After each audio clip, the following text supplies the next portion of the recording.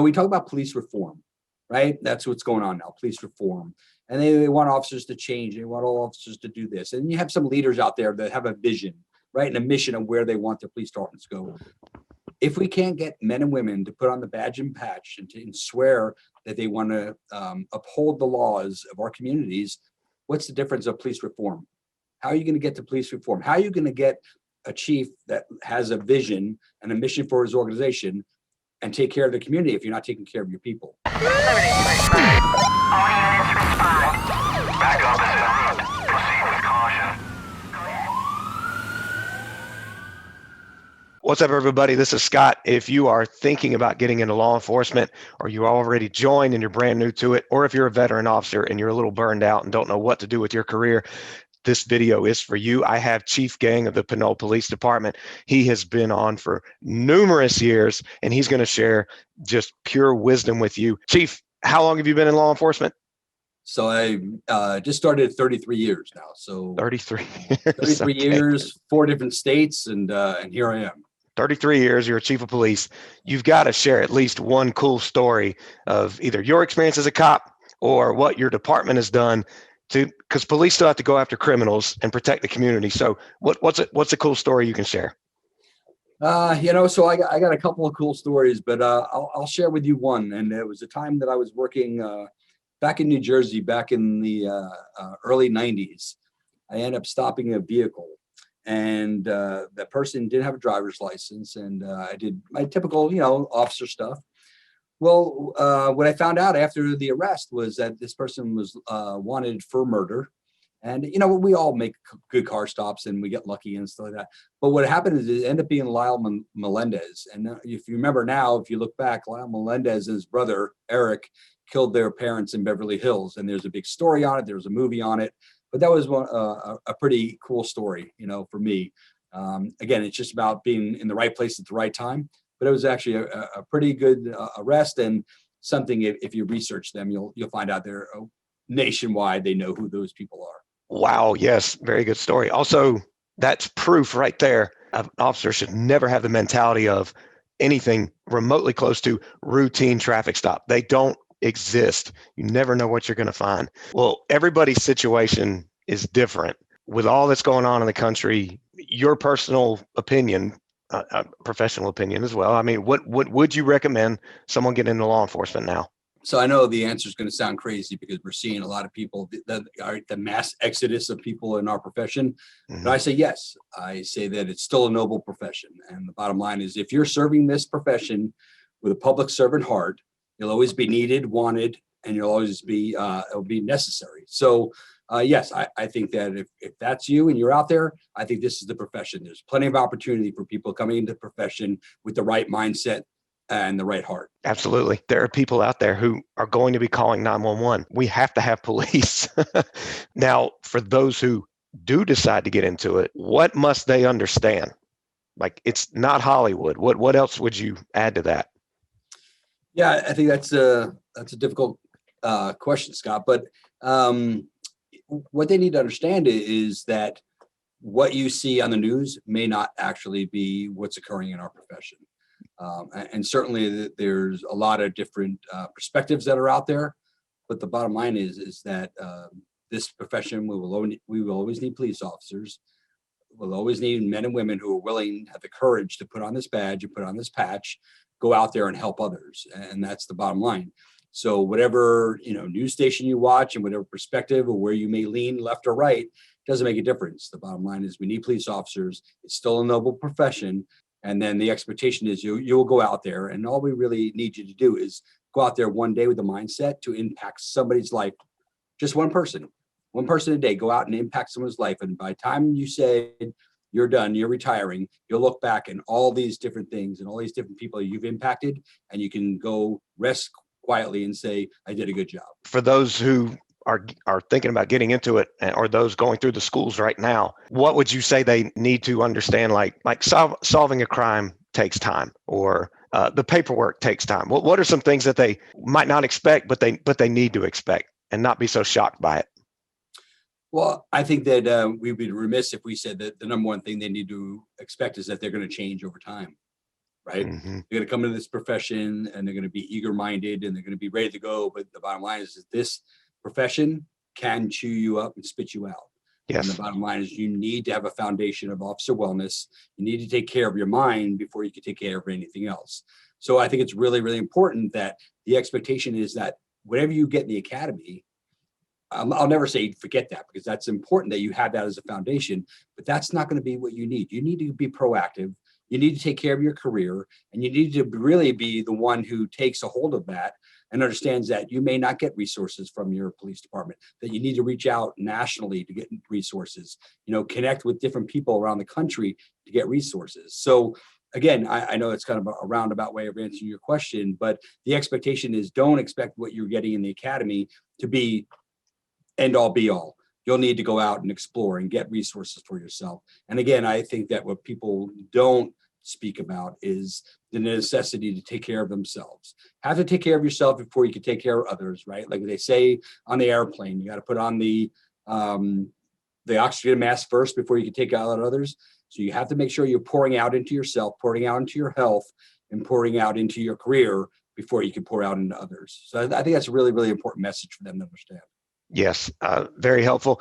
And I have to ask, you mentioned the resources to get in touch with others.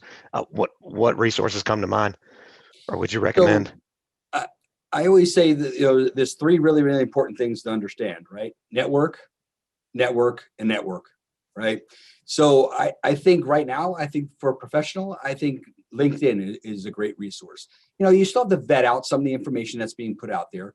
But if you get on LinkedIn and you talk to some professionals and they'll lead you in the right directions, like listening to your podcast right now, Scott, it's really, really important. You're a great resource.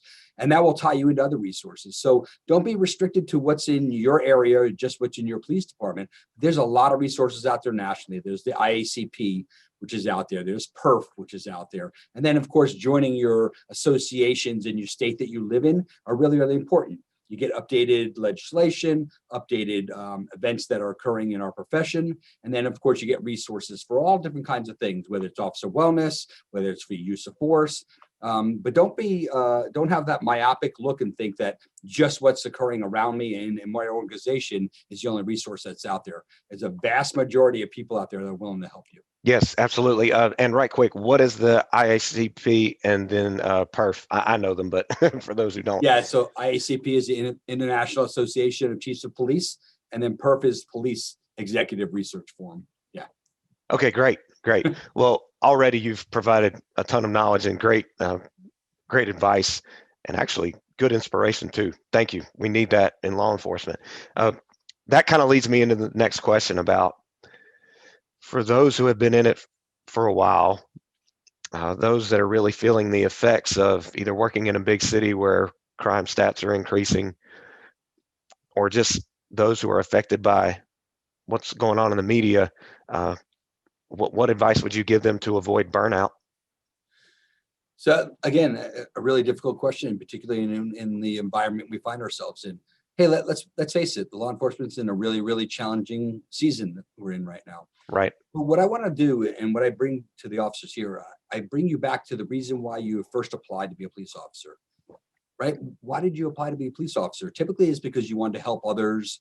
You wanted to help other people that couldn't help themselves. Well, that profession and that mission is still available. That's still going on right now, regardless of the white noise that you hear about defunding the police departments, that we don't need police officers. There are people that still need help. There are people that still need your help. And if you have the courage and you have the wherewithal to go out there and put on this badge and put on this badge, it's still a noble profession, number one. Number two, the mission has stayed the same. People still need your help. And if that's why you're doing this job, then you'll always be needed. And regardless if you're a brand new officer or a tenured officer, you have to understand sometimes it's just a matter of reflecting back as to why you originally sat in that seat and went through that process to become a police officer. And sometimes we lose sight of that, right, Scott? Sometimes we do. And it's difficult because the profession itself ebbs and flows. You'll have your highs and your lows, but you understand that once you bring yourself back into that position as to why you went through all that you went through to get hired and to be a police officer, I think that will increase and enrich your mission and bring you back on track to understand that you're still needed and wanted. Absolutely. Uh, yes, a lot of the self-help gurus out there talk about that one word, why. You need your reason, you need your why. Obviously, you have a police department to run as chief of police, but in particular across the whole country, and maybe you've gone international, I don't know. Your focus is officer wellness. Can you talk about why you really started getting into that in the beginning, and then please elaborate on what you've created and what officers should focus on in their career? Yeah, so there's a lot to unpack there. It was a It pretty is. compound question you gave me there. So I honestly think that officer wellness is the foundation of everything that we do. So I'll talk a little bit of the passion and why I have such passion and the model that I created and why I created that. But really, I want to talk about the middle. I want to talk about the reason, the foundational belief of that officer wellness stems from everything that we do. We talk about police reform, right? That's what's going on now, police reform. And they want officers to change. They want all officers to do this. And you have some leaders out there that have a vision, right? And a mission of where they want their police departments to go. If we can't get men and women to put on the badge and patch and swear that they want to uphold the laws of our communities, what's the difference of police reform? How are you going to get to police reform? How are you going to get a chief that has a vision and a mission for his organization and take care of the community if you're not taking care of your people? So I think we have to think as leaders a little bit more like CEOs of a business and invest in our human capital, and that's our people. So we have to prioritize officer wellness as the number one thing, because without officer wellness, everything else falls apart. Does that make sense? 100%. So for me, it really stemmed from a passion of mine. I had a buddy of mine back in the 90s down in South Florida. We were working together, who died by suicide. And honestly, what occurred during that time in the 90s, the landscape really didn't evolve where there was peer support then. There wasn't chaplain programs. There wasn't resiliency techniques that are out there now. So what happened is I went into work the day after it occurred, and the most profound thing happened to me in the briefing the next morning, and that was nothing. Nothing happened. There was no conversation. There was no resources laid out for anybody. And I remember that day was a pivotal moment in my career, and I said, if I ever get a chance to get in a leadership position, I'm going to change something. And I'm going to make sure that there's resources for people. And I'm going to make sure that no one ever has to feel the way I felt that morning. So what I did is years later, a couple of years ago, I put out together something called the Asher model, which is named after Asher Rosinski, who was the officer who died by suicide back in South Florida.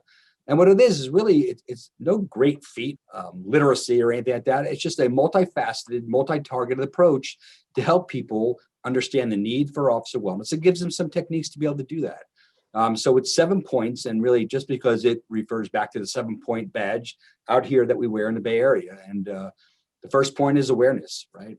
We have to have awareness. We have to have an environment where we take these conversations out of the shadows and into the open, and have an environment where it's okay not to be okay, right? Then it all starts there, because if you're not going to do that, then everything else falls apart again, right? And then 2 is you have to have some solution-focused approach, because just talking about trauma doesn't do us any good.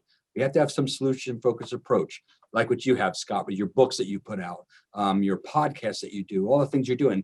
You're trying to change outcomes. So you have a solution-focused approach, which is really, really necessary to be successful, right? And then there's peer support, developing peer support and therapy dog programs, and then teaching our people about resiliency and mindfulness and what that all means, right? The need to have mindfulness, the need for potentially yoga, 911 and first responder yoga, teaching people the difference of what PTSD is and the dynamics of what that is, and brain injuries and things like that. Really, really important. So you have to build resiliency by educating. And then the last 3 are healthy habits, which is pretty normal, right? We need to work out. We need to have healthy habits. We need to eat right, so we have longevity in this career, so we can take care of others, right? And then spirituality, and I don't really get too deep in that in these conversations, only because some people believe one thing and another, but just believing that there's something going on higher than ourselves, right? A higher belief. For me, I am a devout Christian, so I tend to talk about that a little bit, and I just don't want to offend anybody on your show, but you should have some belief that there's something bigger than us that is out there that's guiding us. And then you develop, a chaplain program when it comes to spirituality. And then the last thing is family. Understanding the dynamics of what family does and how important that is for us to be successful. Back in the day in the 80s when I got hired, family and work never mixed. right? You weren't even allowed to bring your family to the police department. They were there maybe when you got sworn in. And that was the last time you ever saw a family at a police department. It's so different now. The leaders of our profession really need to dive into that whole thing about family, because when officers come to work, they're going to mask their feelings, right? So where the red flag's going to show up, they're going to show up at home. But if you don't have that relationship with the police department, the peer support, the leadership of the organization, how are you going to reach out for help? You're not even going to know how to reach out for help. So really, for me, it's about championing those family members to understand the red flags. Number one, educate them. And number two, have that comfort level where they can reach out and provide the conduit for them to get help. So I think when you have a multifaceted, multi-targeted approach, then hopefully you're hoping that something resonates in this program for somebody, this model. And, you maybe are comfortable with yoga. Some people aren't. Maybe some people think that deep breathing exercises works for them. Some people aren't. Don't do that. So I'm hoping that somewhere along the line with this multi-targeted, multifaceted approach, it will resonate with somebody, and hopefully we can change outcomes. Oh, I know it will. I will have to tell everyone watching, do yoga. I know you said it doesn't work for some. I'm just going to say it. It works. I've done plenty of videos on it on the YouTube channel. I would say get involved in it, but the Asher model is absolutely incredible. Like, everybody just needs a foundation, and the Asher model is a perfect foundation to how to build yourself up. Well, one of the things with that is I always say it's not a roadmap, right? It's just a guidebook, right? Yes. And I think officer wellness is a journey. It's not a destination. So it's fluid. It changes. And the bottom line is, I'm not saying that you have to do it this way. It's a way. It doesn't necessarily have to be the way, but I think that it's important. And then the other thing we need to talk about is the stigma of financial health. A lot of officers get in this profession. They don't understand what it means to be financially solvent. And then, at the end, they have the pressures of work, the pressures of relationships, and then you add in potential financial problems, and we're really having some terrible outcomes when it comes to that. So we need to educate our people when it comes to financial health. We need to educate them on what retirement's going to look like. So again, the Asher model just provides a template really to be able to have all those type of things all in one area and be able to present these through an organization. Yeah, absolutely. I've heard a lot from peers, and I have thought this myself when I got started. If I get paid more, I'll be happier. Do you think there's any truth to that statement? Because police officers have said that. Yeah, no, I would argue against that. I think because, regardless of where you sit, you come to the West Coast and you're making over $100,000. Chasing money will never chase happiness. So I think you need to be financially responsible. I think being financially responsible, being comfort, understanding budgets, understanding what you can and can't spend so you don't overextend is really, really important, particularly in our profession. Because again, with all the other stresses that are out there, we're talking about defunding the police departments. We're talking about social change where some places don't think even officers should exist. Then you add in the human behind a badge nature, where you have financial issues, you have family issues and relationship issues. It becomes a tinderbox, and the last thing we want to do is have people die for ways that we can present maybe some resources for them to help them change outcomes. Right. Okay. Well, I'm glad you argued against that. Yes. Kind of shifting gears a little bit.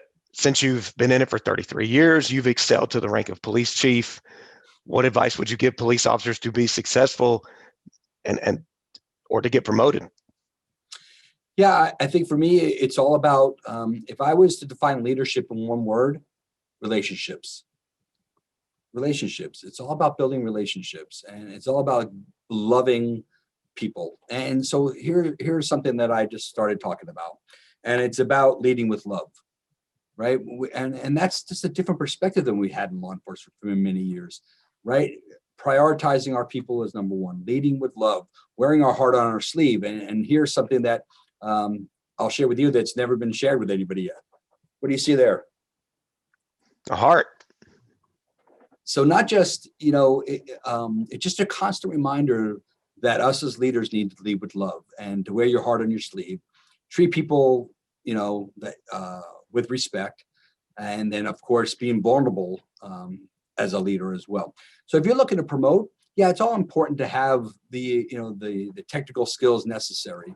but it's really about understanding people. It's about understanding relationships and understanding the needs of your people and then your community. Going forward, how can law enforcement improve in your opinion? Because we're humans, we always need to seek to evolve and grow. Yeah, that's a great question. And you or I could probably talk for an hour on how we can improve. So Yes. the one thing we have to look at is that we are in a really difficult season, but it's a great season for us as law enforcement. We can look introspectively and see what we could do better. We have a great opportunity to lead our organizations, lead this profession into a new era, right? Policing 2.0, re-imaging policing, whatever terminology you want to use. Right now, it's a great opportunity. So I think any great leader really loves this time. This is the time it motivates us because we look for change. But I think if we want change out there, we need to look introspectively and look at ourselves and what we can do better. Let me give you an example.